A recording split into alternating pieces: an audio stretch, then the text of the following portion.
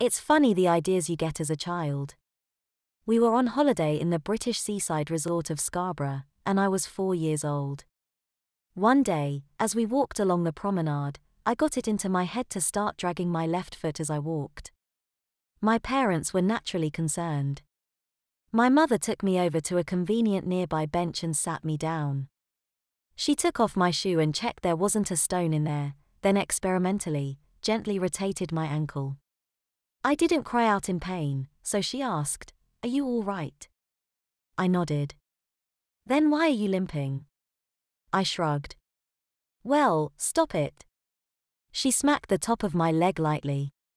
We resumed walking along the prom, but as soon as my mother's attention was elsewhere, I began to drag my left foot again. I found I liked the attention I was getting from other passers-by on the promenade, who looked at me with mixed expressions of amusement, puzzlement, and pity. Twice more my mother caught me in the act.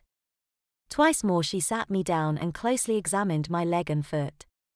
It must have been extremely frustrating for her.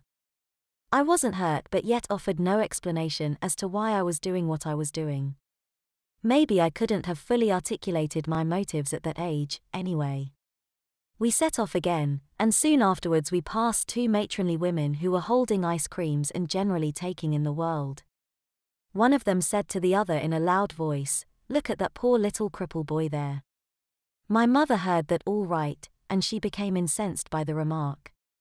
We happened to be passing a public toilet at the time, and without hesitation or another word, Mother marched me by the hand into the ladies and drew me into an empty cubicle, locking the door behind her. "I've had enough of your nonsense today," she hissed. I stood there. She swiftly administered around half a dozen sharp smacks to my bottom. I yelled at the first and was howling by the second. As we came out of the cubicle, the door to another one a few down opened and a lady came out to join us in washing our hands. She had evidently heard me being spanked because she smiled and turned to my mother, asking, "Been a naughty boy, has he?" My mother was still grim-faced as she replied to the effect that she didn't think she'd be having any more trouble that day. We came out of the toilets, and my mysterious limp had disappeared.